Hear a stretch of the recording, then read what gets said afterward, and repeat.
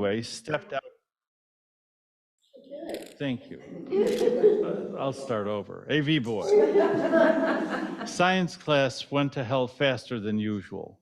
Miss Kaplan, who mostly isn't in control anyway, stepped out for a minute, and Big Eddie and Deutsch, Big Eddie told Deutsch to dance on the lab table. Big Eddie is dangerous. The rest of us are 12, but he's 15 and he looks older. Deutsch is a fool and will do almost anything Big Eddie says. We used to be friends until he came to school with some Nazi crap he got in the mail. It was full of hate words about Jews and blacks. He thought it was funny. I tried to laugh it off, but it made me sick. I mean, I thought we were friends. He knows I'm Jewish. Well, what an ass. Anyway, Deutsch is dancing on the table, and all the kids are laughing their heads off, and Miss Kaplan comes in and can't get him to stop. He was high or something, dancing and jumping around as Big Eddie is banging on his desk, and Miss Kaplan is yelling for them to stop. Finally, Miss Kaplan starts crying. One by one, the kids stop laughing. Even Big Eddie calms down until Deutsch sees that he's lost the audience and loses his footing and falls right across my desk, and we both go rolling onto the floor. This sets the kids off laughing again. Deutsch gets up and sits down, and I try to get to my feet, but I'm dizzy and I stagger a little, and Miss Kaplan decides that I'm screwing around and grabs my ear and pulls me out of the class. I wasn't doing anything, but she's going to make an example out of me because she knew I used to be friends with Deutsch. She caught us once smoking cigarettes in the park across from the school. Actually, Deutsch was smoking because I tried it once and cigarettes make me puke. Anyway, she gives me a pink slip and sends me to see the vice principal. And all I did was have Deutsch land on me. I want to argue with her about it. But she finally stopped crying, and I didn't want to get her going again. I kind of like Miss Kaplan. Even though she can't get the class under control, she's kind of pretty for an older lady. I mean, she's 30 or something. One time, she took me aside because my spelling was so lousy. Jeffrey, you must learn to spell, she said. When you are grown up, you will need to be able to produce documents that are orderly and correctly spelled. I already had the problem solved. Miss Kaplan, I shall have a secretary, she said. I said. She looked at me as though I was some kind of a bug. She was very calm, though. She twitched a little and said, "At present, you do not." I tried to think of something smart to say, but I couldn't. So I just said, "Yes, ma'am." So now I'm sitting in the vice principal's office, and the bell rings, and I'm going to miss my next class, which is okay because it's just gym. I mostly hate gym because my coordination isn't so great, and I basically stink at most sports, and I don't want to be on anybody's team anyway. Besides, I get beat up a lot if I miss a ball or screw up in some other way, like I'm supposed to intrinsically know the rules to these games. My father never had time to teach me the rules of these games. He doesn't play games. He just works his butt off. My mother doesn't want me to play sports too much because she thinks I might get hurt or sweat and get the flu or something. Study, she says, which I do enough of already. So I'm sitting in the vice principal's office, and he's reading the pink slip and shaking his head like I'm some kind of a war criminal. I want to say it was Deutsch and Big Eddie, but he wouldn't believe me. Besides, they would kick my butt if I got him in trouble. Mr. Schwartz, the vice principal likes to call us by our last names. If he calls you Mr., you're really in trouble. Mr. Schwartz, do you think you're a clown? No, sir, I only. Mr. Schwartz, do you think Miss Kaplan deserves to be treated in such a disrespectful manner? No, sir, I like Miss K. I mean, no. This will not do, young man. This will not do. I'm afraid 1 week's detention will be in order. But it wasn't me. Mr. Schwartz, would you like it to be 2 weeks? I just keep my mouth shut. Very well, young man. What is your next class? Just gym, sir. He signs a pass and hands it to me. I stop at my locker on the way to the gym and grab an ace bandage that I keep handy. I use it about once a week. I slip it onto my ankle and go limping into the gym. Sorry, coach. I hand him my pass. He looks at me limping with disgust. Okay, Jeff, why don't you go and help with AV this hour? I'm pretty sure they can use your help. I'm off the hook. Helping to deliver audiovisual equipment is a break. I limp quietly out of the gym. As soon as I'm out the door, I run to the AV room to check in with Joe, the custodian. Joe is a great guy. He doesn't care what you do. He mostly hangs out in the boiler room, joking around with the other custodian, Helen. They think most of the teachers and the other staff are a bunch of jerks. Hey, kid, the ankle acting up again? He winks. Yeah, take this projector up to Miss Moore's English class. She doesn't want to teach today, so they're going to watch a movie. It's not a projector, really. It's a TV and DVD player. But Joe's been doing this job for so long that he thinks every piece of equipment is a movie projector. I grab the cart and wheel my way down the hall. Coach used to keep me in the equipment room when I used my ace bandage. But I got Joe to ask for my help with AV after one day when Big Eddie was in the equipment room too, and he tries to corner me to show me dirty magazines. The guy gives me the creeps. So I talk to Joe, and he talks to the coach, and my name gets put on the AV list. And on days when my ankle's acting up, I deliver AV materials and push a cart around the hall in between class. I always go the long way around when I make a delivery so I can wheel past the art room. There's this girl, Karen Anderson, who takes art at the same time that I take gym. She's this beautiful, shy girl who I could never talk to, but if I could, I mean, I wouldn't know what to say, but if I could, I would talk poetry and say really smart things to make her feel like I was a genius or something and make her fall in love with me instead of that dumb jock who she sits next to at lunch.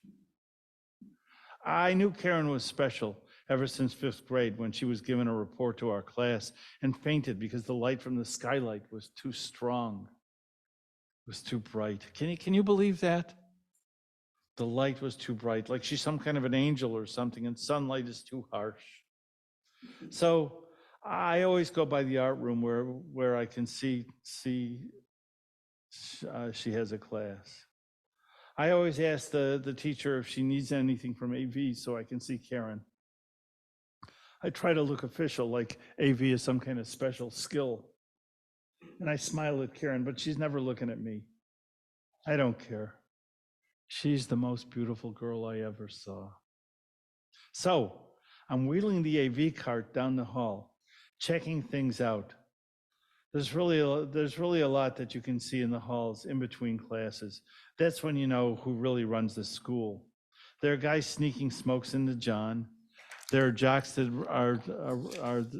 run the student body president getting to skip class because he has BS meetings to go to. They'll let him have the run of the halls. Lynn, the girl who edits the school newspaper and the yearbook, and who sucks up to all the English teachers, walks past me. Hi, I say. She keeps walking like I'm invisible, which I guess I am. The AV card is like a secret identity. Our principal, Mr. Peterman, who the teachers call the ghost who walks because he slides quietly down the hall and just appears places, is often hovering about checking out some teacher. Today, he's keeping an eye on Miss Kaplan. I think maybe he has a crush on her, except he's married an ancient, at least 50. I turn the corner, heading toward the art room, and I see Karen Anderson in the hall. She's standing with her back to a locker. She has a note in her hand. She's probably going to see the school nurse or something, but she's standing and looking really uncomfortable because Big Eddie and Deutsch are hassling her. Come on, baby, I hear Big Eddie say. We're going to ditch school the rest of the day. We'll show you a good time. Yeah, smirks Deutsch. Let us show you what a couple of real men can do. Karen is trying to be nice. She's smiling uncomfortably. She tries to step away, but Big Eddie and Deutsch won't let her. This is making me crazy. I want to clobber these guys. I want to kill them, except I know they can kick my ass. Then I get this brilliant idea. I put one foot on the AV cart and I push hard with the other one. Look out, it's out of control, I scream, careening into Big Eddie and Deutsch. I push the TV onto Big Eddie's foot. We all go crashing onto the floor in a storm of breaking electronics and clattering metal. Karen makes a run for it. It worked. So that's why I have detention for the rest of the year. Also, I have to walk home a different way each day because Big Eddie and Deutsch want to kill me because they have to help pay for the TV and the DVD player. And I'm trying to live to be 13. But anyway, it was worth it to rescue Karen. And I actually hurt my ankle, so I don't have to go to gym for the whole rest of the year. So with the extra study time, because I got kicked off AV and detention every day, I have lots of time to write stuff down and think about Karen and how much she's going to love me someday, if I can ever get her to notice that I'm alive. And that's AV Boy.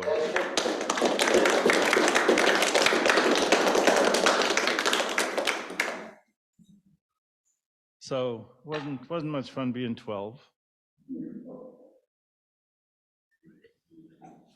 But let's take a leap forward in time. This is a story. This was published. It's called This Will Never Work Out. And I was about 17 in the context of this story. You can decide for yourself whether you think it's a true story.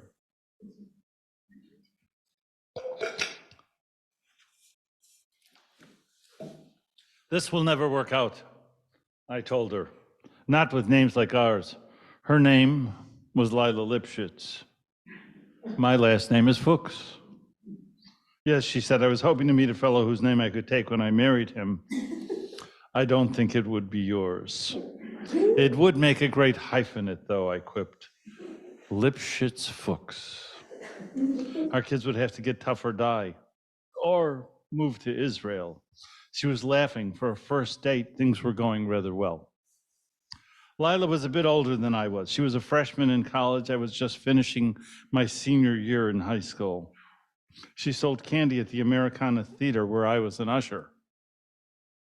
Mostly I took tickets or worked as the doorman. Good evening, and welcome to the Americana. It was deadly dull, but it was better than watching the movie. One of the fellows had seen Valley of the Dolls 100 times and quit. The movie was terrible the first time, except for the scene where Sharon Tate was nude, which brought all of the ushers and Bud, the theater manager, into the auditorium. Bud was all right. He took running a big movie theater pretty seriously, but if you made him laugh, he'd let you work the box or the door and avoid the movie. That's how I got to know Lila. It made Lila laugh to see how, when I worked the door, I would pull the doorman's hat over my eyes and listen for customers. I was mostly trying to kill time and to keep the manager laughing, but Lila laughing turned out to be the best result of my goofing around. Finally, I convinced her to go out with me. Lila was a beauty and smart. Her dark hair and eyes sparkled as she stood behind the candy counter doling out milk duds to the crowd. She attracted the attention of all the fellows, but even Bud had been unable to get a date. He preferred college boys. She preferred college boys. Well, maybe Bud did too. She agreed to go out with me as just friends, just for a laugh, she said. I did make her laugh. Once in the parking lot of the theater, I tried to kiss her. She burst out laughing and I ended up kissing her teeth. This was less than romantic, but I was aroused by the memory of the close encounter for a month. I could make her laugh also by imitating my parents' Eastern European accent. One time, as I was dropping her off at home after work, I put my arm around her and attempted to look as sexy as possible. "Say it again," she begged. I couldn't resist having an audience who appreciated my work. "You look just like a chicken," I said.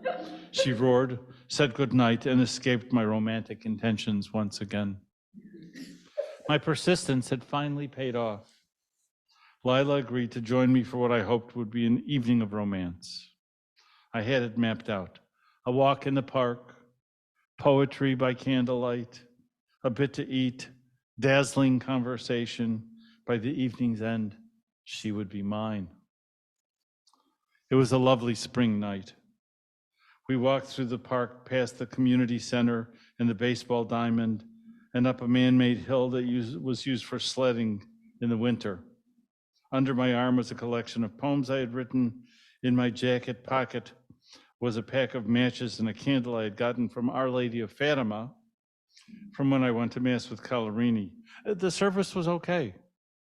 I liked the part where people shook hands and said, "God bless you." I thought that was really sweet. But the priest actually got some holy water into my eyes when he was splashing it around towards the congregation, and I wondered if he was aiming at me because I was Jewish. But Calarini said, "No way," because Pope John the 23rd made everything cool since Vatican II. Anyway, I got the candle, and I thought it would come in handy for my date with Lila. We sat down on the hill. When I looked at it recently, I realized it doesn't really qualify as a hill. It's more of a berm, slight rise. It was the most romantic setting in the neighborhood. So what would have to do?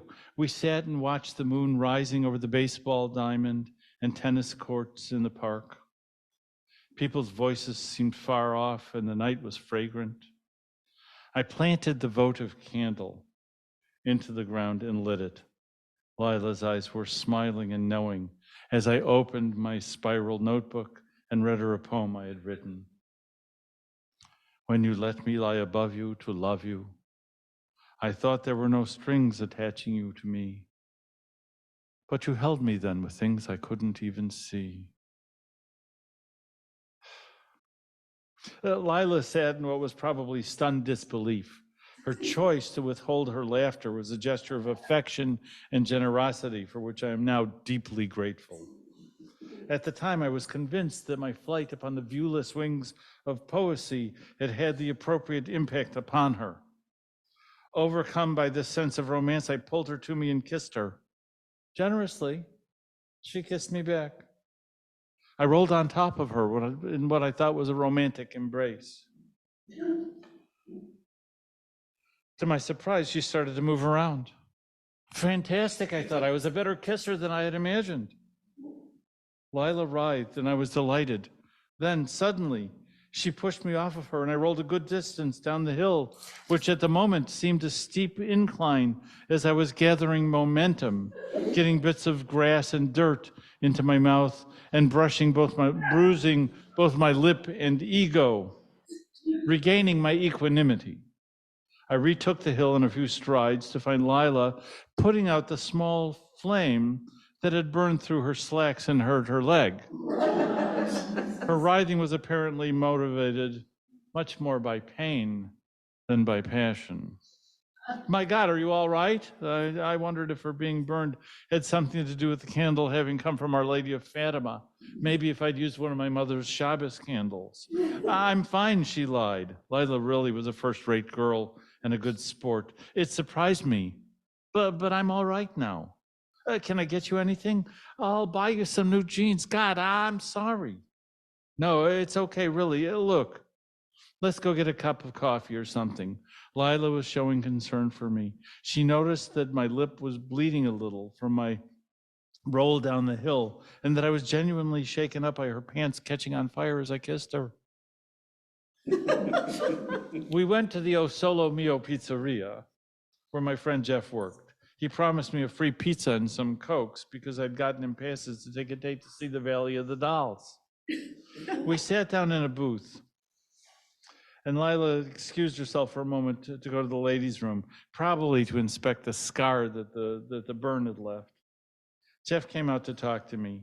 He saw my cut lip. I must have looked a little pale to him.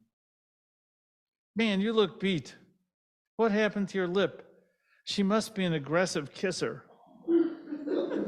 Back off, Jeff.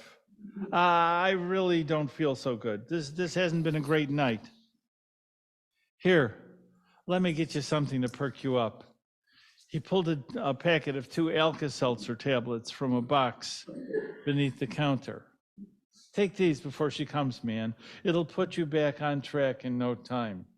He winked and walked away. Lila was returning from the bathroom. She was a beauty. I didn't want her to see me drinking the Alka-Seltzer.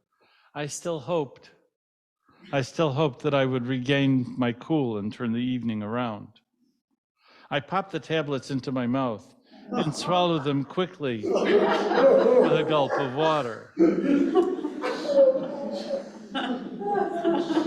The impact was profound and instantaneous. My stomach gurgled heavily. Foam came up through my mouth, through my nose, no doubt through my ears. I stood up and reeled in amazement and pain. Lila's eyes were wide with terror. Jeff came running out of the kitchen. Mad dog! He screamed in laughter. I tried to laugh too. I tried to howl and growl. The foam kept coming and I shuddered and tripped. The other customers in the pizzeria stared in shocked silence. When I tripped and fell, someone screamed, "He's having a seizure! Call an ambulance!" Some big guy held me down and forced a spoon against my tongue. I struggled, but it was no use. He just thought it was part of the seizure and held me down. Eventually, the foam stopped coming out, and I decided the best thing to do was to go limp and go along with it. By the time the ambulance arrived, I was calm. I tried to convince them that I didn't need to go to the hospital, but they insisted. Here, Jeff said, handing me a pizza in a to-go box for when you're feeling better. When I explained what had happened to the emergency room doctor, he just shook his head and let me leave. Lila and I took a taxi back to her place. I walked her to her door. I didn't mean for this to happen, I said. I'm sure you didn't. She was laughing. It made me feel a lot better, almost confident. I guess this will never work out between us, I said, our names and all. I guess not, she said. Then she kissed me. She really kissed me and went inside. I danced the whole way home.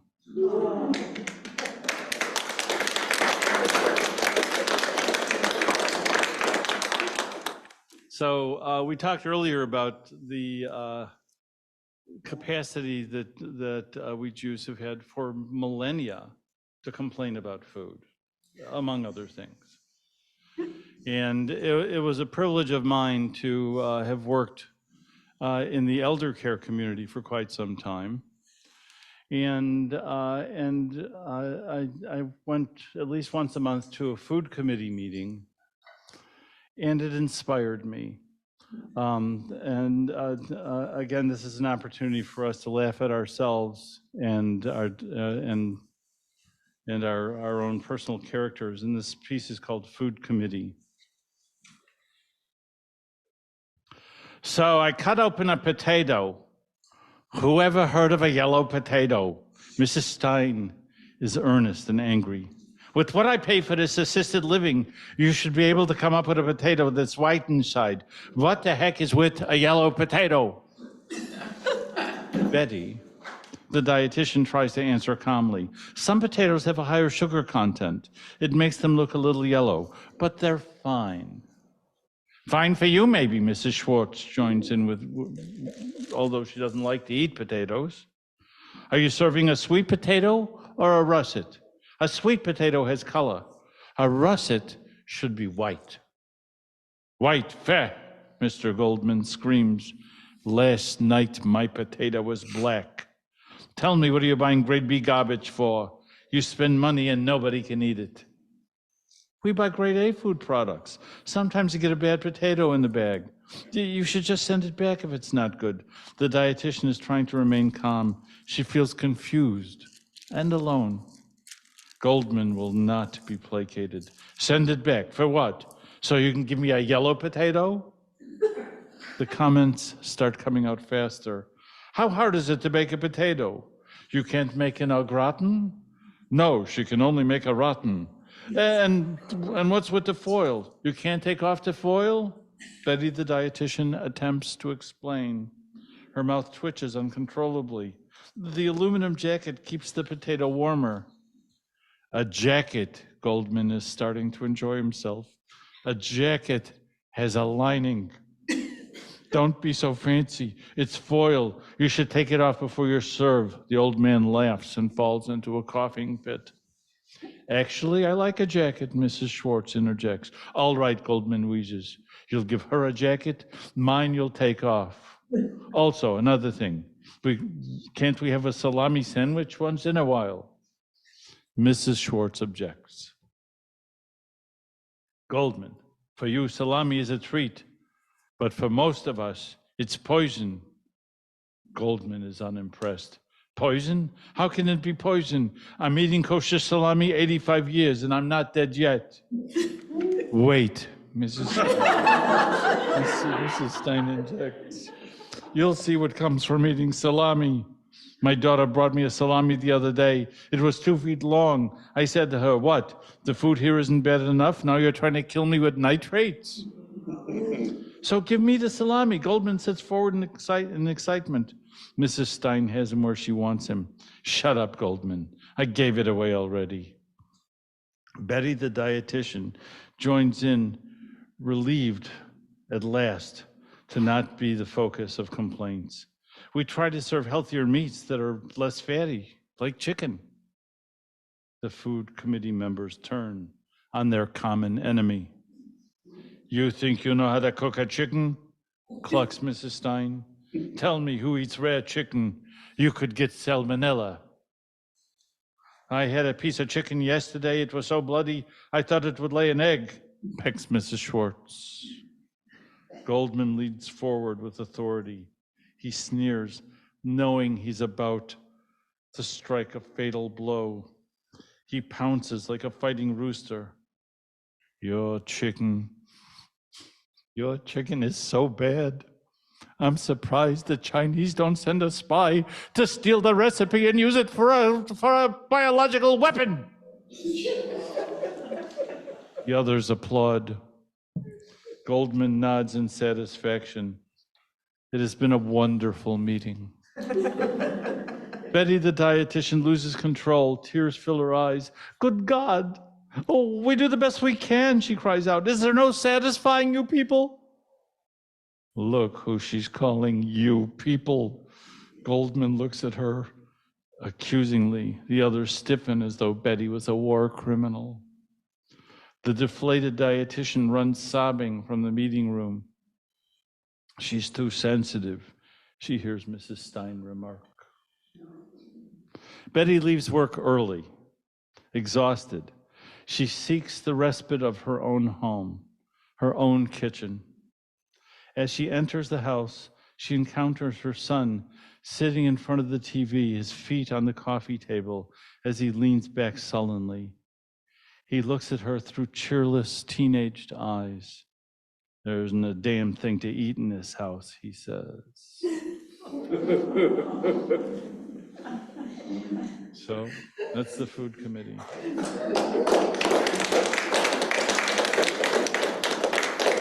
I read that to members of the food committee once. They didn't like it.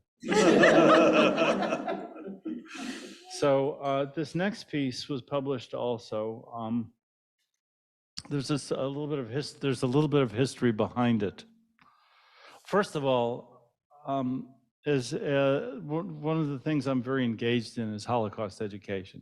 It's a big piece of what I do as a volunteer. And given that my folks were Holocaust survivors, it's important to me. And one of the things I'm aware of, because my parents were Polish Jews, is 9 out of 10 Polish Jews did not survive. The Nazis were very efficient at killing Polish Jews. There were 3.3 million Polish Jews before World War II, and 300,000 survived. So it's kind of a startling thing.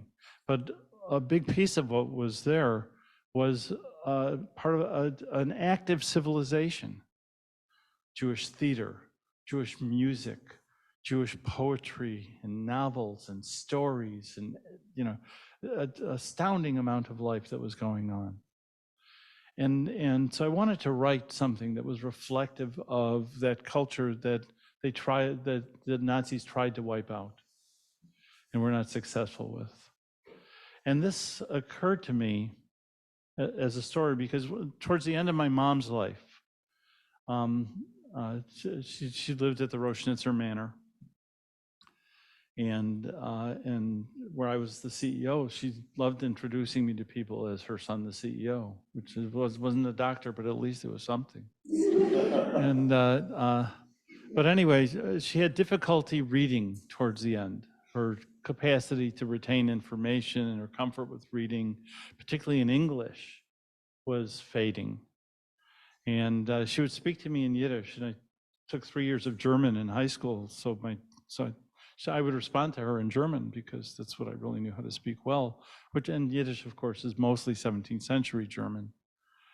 But anyway,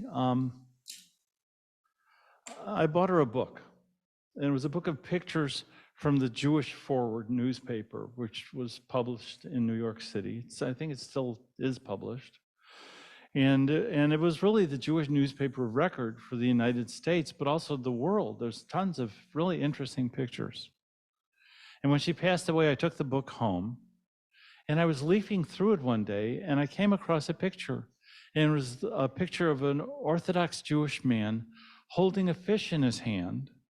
And the caption said, it was rumored that the fish was carrying the spirit of a Jewish boy who died when drowning, and it was heard to have been speaking in Yiddish. And I went, there's got to be a story here. And this is that story. It's called The Voice of Cod. Papa had placed the live fish into the bathtub filled with cool water. It was his custom to keep the fish alive until Mama had time to kill, clean, and grind it for Friday night's gefilte fish. I make it sweet, like from the old country, said Mama. Each of the children was drawn to the bathroom to look at the fish. Motek, the oldest, glanced in disdain, thinking he would need to shower at the yeshiva. The other 2 children would come to observe the fish suspended quietly and dumbly in its temporary home. The 2 older boys had each found this practice of their parents quite novel, but the sight had become more common as most of Mama's preparations for Shabbos were. Still, little Reina, the youngest, found a live fish in the bathtub captivating. Reina observed the fish for some time. Her mouth opened and closed, much like the fish's. She placed her little hands on either side of her neck and moved them back and forth like gills. She observed the stillness of the fish in its small habitat. She reached out into the water to touch the fish's slimy, scaly skin. The animal stirred and splashed its tail, causing the little girl to scream and rise to flee from the bathroom. She stepped through the bathroom door, and as she did, she heard the fish speak. Baruch Hashem, the fish said, blessed is God. Hamelech, Reina responded automatically, the king. The little girl slowly re-entered the bathroom. She looked at the fish with amazement. You can talk? she asked the fish. For all the good it will do me, I might as well be silent, complained the fish. Raina kneeled beside the tub. But it's wonderful, she cried. It's wonderful for you, perhaps. For me, it's a frustration. No one wants to talk with a fish. Your mama wants to grind me and make me sweet gefilte fish. No, it's not wonderful. My fate is as bitter as horseradish, the fish said. At least I'll be able to recite the Shema before I die. You're a Jewish fish? Where did you learn Hebrew? I wasn't always a fish, the voice from the bathtub replied. Once I was a yeshiva student from Toronto. I was a good little boy, but when my parents took me for a picnic at a lake, I fell into the water and drowned. You see, my father had not yet performed the mitzvah of teaching me to swim. My spirit went into this fish. Raina wept for the little boy who had become a fish. The fish was also compassionate. Don't cry, little one, he said. At least I will meet my end in a Jewish home, and I will be on the Sabbath table when the lights are lit and the Kiddush is recited. But we can't, the little girl cried. It would be like eating a relative. Raina leapt to her feet. Mama, she called out, running to the kitchen. We can't eat this fish. It knows Hebrew. As she left the bathroom, Raina's older brother, Moshe, peeked smiling from behind the shower curtain where he had been hiding. Moshe had first seen a ventriloquist on television at his friend Samuel's home. To watch TV was a great novelty to Moshe, since Papa wouldn't allow one into the house. Why should we distract ourselves with such things?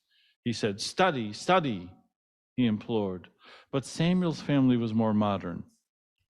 Moshe had watched the variety show with Samuel. It was magnificent. Singers, comedians, and musicians shared the stage. They were impressive. But when an old bald man stepped out with a wooden doll and sat down and made the doll speak, Moshe was captivated. He observed closely as the man smiled despite the dummy's abusive comments. How did this work? How could one throw a voice into an insensible thing? It seemed almost miraculous. Moshe secretly went to the public library and found books on ventriloquism, which he studied. He practiced as he walked to school and on the bus he rode to the market when running errands for Mama. Eventually, he learned to project his voice with little or no movement of the lips. Moshe took pleasure in seeing his friends laugh when it appeared there was a voice coming from a box on their teacher's desk. Let me out, the box shouted. Watch this, Mrs. Horowitz exclaimed, spitting between two fingers to ward off the evil eye. Then she threw the box out of the window. He had been careful about using his new skill at home. When he observed Raina's interest in the fish, he could no longer resist. Raina ran, pulling Mama into the bathroom. Her mother looked a bit impatient. Raina, I have to get the house ready for Shabbat. I have no time for foolishness now. But Mama, the little girl cried, it spoke to me. Really? Of course, dear, Mama retorted. Then she addressed the fish. No, Mr. Fish? So how's by you? Baruch Hashem, said the fish. Blessed is God. Mama nearly fainted. Do you see? Raina cried. Oh, fish, this is Mama. Perhaps if you talk with her, she won't make you into gefilte fish. Little one, I wish to speak only with you. See how frightened your Mama becomes when I speak? If I make her angry, I'll be cooked in my own broth with a carrot or two. The fish was despondent. Don't worry, Mr. Fish. I'll beg and beg for you. I'll explain you were a good boy once who went to a yeshiva. No one could eat such a fish. Raina rose weeping and took her mother's hand. Do you see, Mama? Mama rose in confused excitement. Moshe, Moshe, she called out. The boy appeared as if from thin air. Yes, Mama, he replied. No school today. I'm getting Mrs. Goldberg to watch you and your sister while I get your father and the rabbi. I don't know if this is a miracle or a dibuk, She spit between her fingers at the thought of an evil spirit inhabiting the family's meal. The soul of a yeshiva boy is in this fish. This cannot be kosher. Mama put on her coat and ran out of the house. Moshe and Raina looked into each other's eyes and then down at the fish in the bathtub. Oi, Gewalt, the fish exclaimed. Mrs. Goldberg had wasted little time after first encountering the fish. A talking fish, let me see, she commanded. Then she spoke to the fish in the tub. Shalom Aleichem, the fish replied. Aleichem Shalom. Instantly, Mrs. Goldberg leapt to the phone. She talked with everyone she could think of, and with great conviction. It's a miracle, I'm telling you. I heard it myself, the soul of a yeshiva boy who was drowned there saying, yes, you should come. You know a reporter from the Forward? Good, bring him along, let him interview the fish. Raina kept a close eye on the fish as people appeared.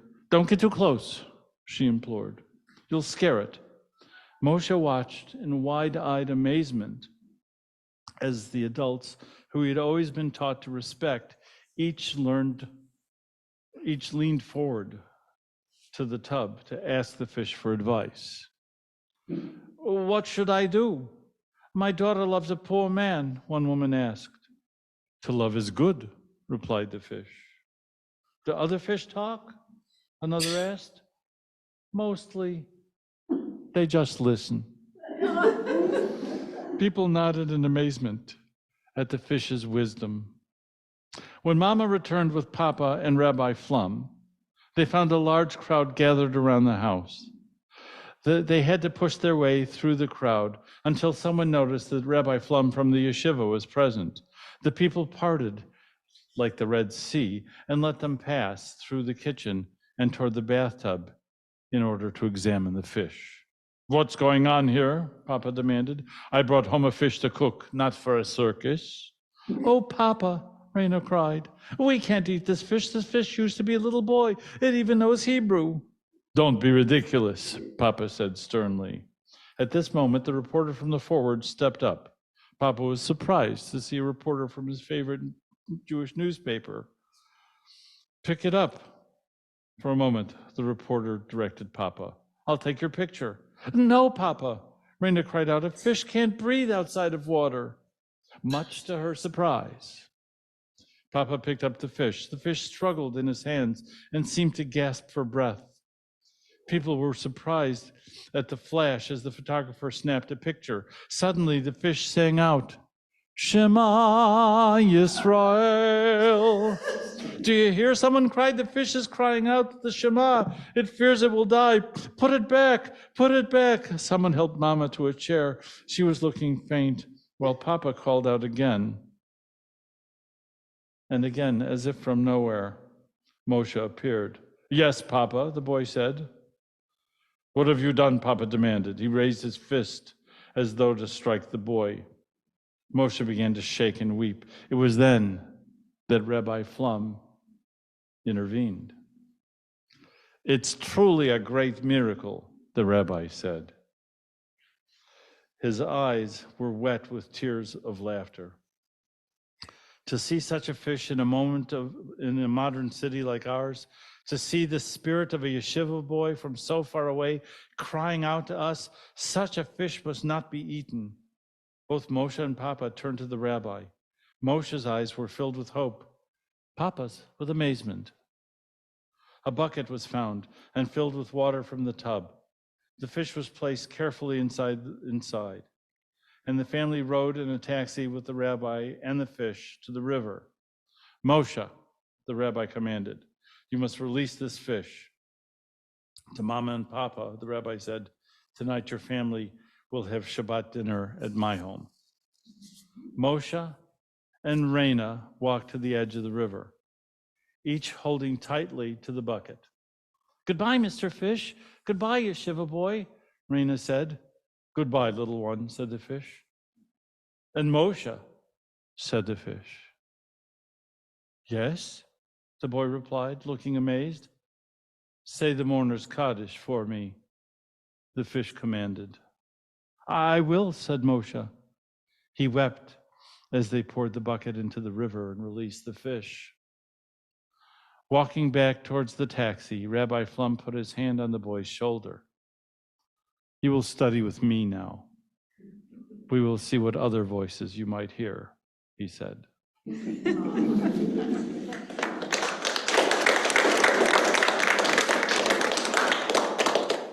Got time for one more? Yeah. Okay.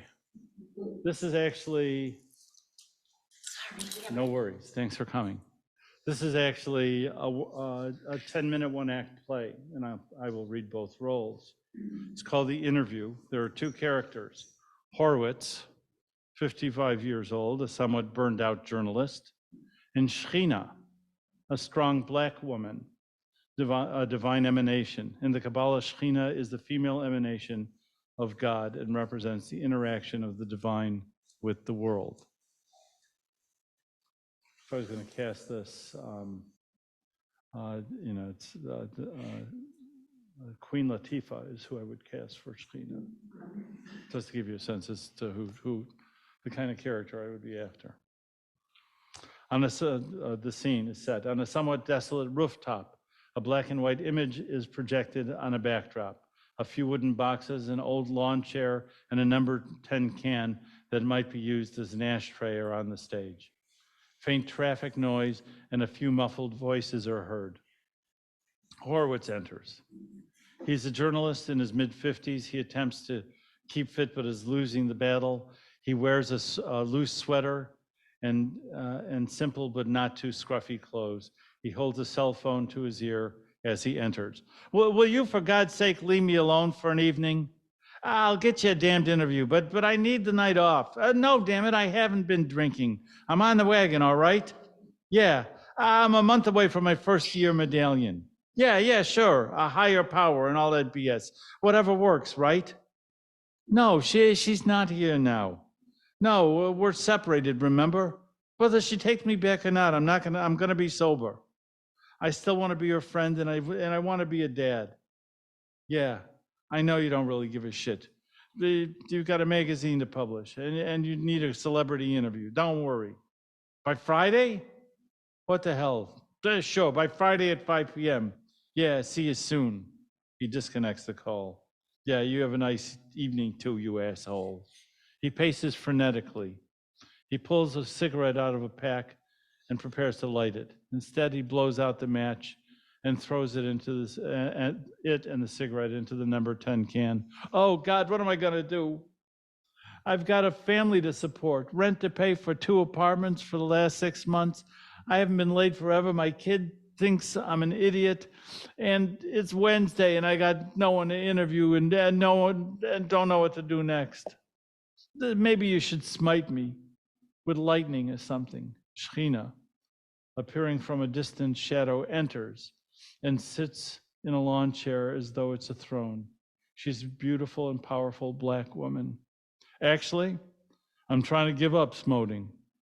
I mean, a few thousand years ago, it seemed like a good idea, but Pharaoh and his minions, an occasional Babylonian orgy, Sodom, it sort of made sense then. But you humans are such big fools now. You're doing it to each other. Horowitz. Excuse me, but who the hell are you? And how long have you been listening to me? Shechina, I'm not anyone from hell and would appreciate you not speaking about that place. As regards my listening to you, I've been paying sporadic attention to you for months. You did ask for help from a higher power. Horowitz, you're not saying that you're Shechina. I'm an emanation. Horowitz, you weren't what I was expecting. Shechina, what do you want? Some old white man with a beard? My experience has been that old white men cause more trouble than they're worth. Besides, you're a writer. You should be more creative than that. In any case, I've watched you enough to know that you'd much rather worship a beautiful black woman. Horowitz, that may be the case, but I always thought that God was invisible. If you prefer. She snaps her fingers and the lights go out. Now we're both invisible. How do you like it? Horowitz, not at all. Can't I be visible and you be invisible? Shechina, not if you want to talk. then we need to be in the same astral plane. Horowitz, you're making me very nervous. Shekhinah snaps her fingers, and the lights come back on. Horowitz doesn't see her because she is behind him. He looks around as she follows him closely until she becomes bored and taps him on the shoulder. Oh, God, don't do that, Shekhinah. First of all, I didn't make you nervous. You choose to be nervous. You could relax if you wanted to. Perhaps I should introduce you to Buddha. Horowitz, no, I think I like you better. But why would you waste your time on me? Don't you have constant creation and big miracles to attend to? Shekhinah, well, I'm on sabbatical. And I find you amusing. You know, I've always liked Jewish men. Horowitz, you mean like Moses and Jesus? Shekhinah, well, of course, they were all right. But I really like Groucho Marx, and Larry David cracks me up. I put you more in that category.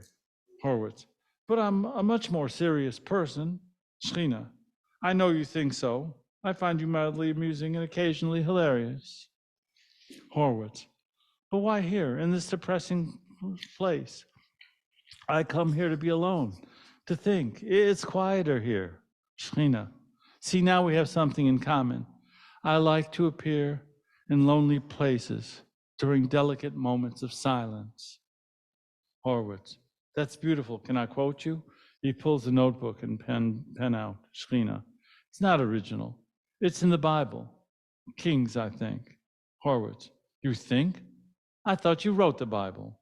Shekhinah, you really do crack me up. Okay, I'm willing to go with divinely inspired.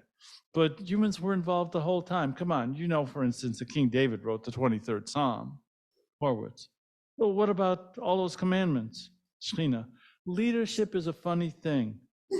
I made a few suggestions and Moses got excited. There were times back then that I thought about quitting or starting. But I was lonely enough that I wanted human company. Horowitz, you were lonely? Shekhinah, it's one of the biggest challenges in monotheism. Horowitz, what about the Christian Trinity? Shekhinah, it's a beautiful idea, isn't it? Horowitz, idea? Shekhinah, you're right, you're Jewish, right? Do you actually believe that theology? Horowitz, I'm not sure what I believe. I do like the idea of forgiveness, but I guess that Yom Kippur takes care of that for me. Shekhinah, forgiveness, redemption, spiritual healing, these are great ideas. It's why I like keeping you humans around. Listen, from my perspective as a manifestation, I see the whole thing as metaphoric. Horowitz, how could anyone worship a metaphor? Shekhinah, you're an American, right? Horowitz, sure, proud to be. Don't be carried away, says Shekhinah. But look, freedom, liberty, fairness, decency, all these things that Americans have lived and sometimes died to defend their ideas, metaphors. So are holiness, divinity, and spirituality. So am I. Do you think it was really an outstretched divine arm that the Jewish people were taken out of, with which the Jewish people were taken out of Egypt? Are you sure it even happened that way? Horowitz, you're freaking me out. Shekhinah, excellent. So I guess I should go then. Horowitz, wait, please, I have questions. You said you'd give me an interview. Shekhinah, we can talk for a few more minutes. What's on your mind? Horowitz, how do you feel about prayer in school? Shekhinah, it happens all the time, mostly before math tests. Horowitz, I mean organized by the school. Shekhinah, I guess I'm more spiritual than religious. I like it when prayer comes from people's hearts spontaneously. Sometimes that happens in organized religion, and sometimes it happens when someone's alone and they're overjoyed and deeply saddened. You should listen to Aretha singing Amazing Grace. Horowitz, what about the miracles? Shekhinah, Smokey and the Miracles made some of the finest soul music out of Detroit. Horowitz, you know what I mean. Shekhinah, what? Sunrise and the sustained beauty of the universe are not enough for you? You know, You part the seas once, and nobody wants to see your other stuff. You want the same stuff over and over again? Go to a James Taylor concert. Listen, here's how miracles happen now. You look into someone else's eyes and try to communicate. If it happens, it's a miracle. Forward. What about the Holocaust? You couldn't have stopped it? Shina. Nor slavery, nor the Indian genocide, nor Cambodia, nor Rwanda. Humans are animals with free will. There are times when I look at you and the stupid, evil things you do, sometimes justifying it in my name, and I want to weep. Horowitz, I don't understand. Go figure. But at least there's music. It's the voice of the soul. Any advice? Love is better than hate. Hope is better than fear. Chocolate chip cookies and milk is better than men. Try treating people the way you want to be treated. But I've said that before. Listen, I've got to go. Can I give you a lift somewhere? I'm headed towards downtown. Or, sure, thanks. The scene backdrop changes to a busy downtown setting. Shadows of people are projected and the noise builds. Wow, any last words of advice? Shina, try not to get lost in the crowd. She exits. Horowitz, wait! Horowitz is stunned and overwhelmed by the crowd as the lights fade to black. End of play.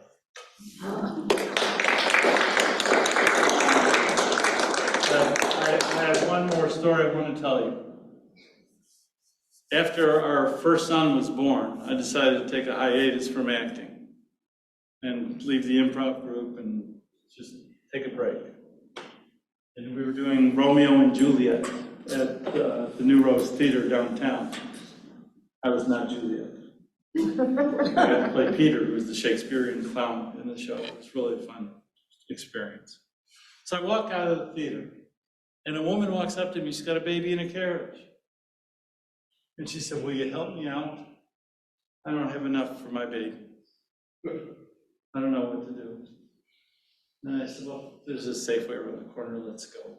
She walked with me and I went inside. I walked up and down every aisle. I bought bread, I bought cheese, I bought eggs, I bought cookies, I bought Similac, I bought diapers. I bought everything I could think of that might be helpful for her. And I came outside with 2 bags. And I showed it to her, and you know what she said? She said, thank you. Yes. And I thank you very much. Thank you. And I thank you.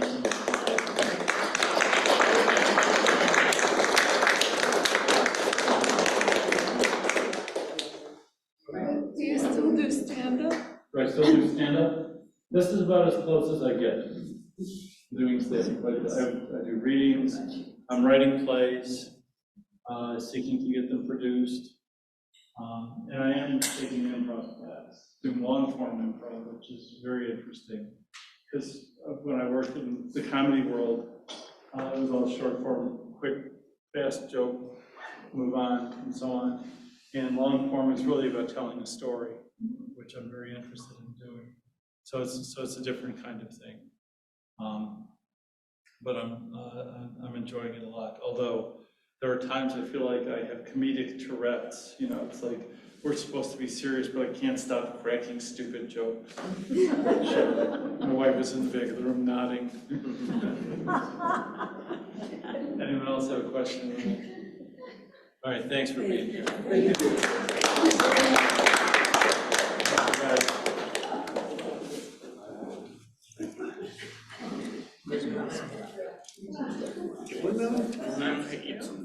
Yeah.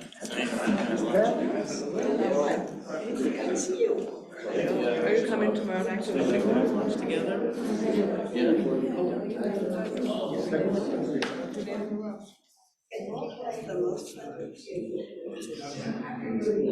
Yeah.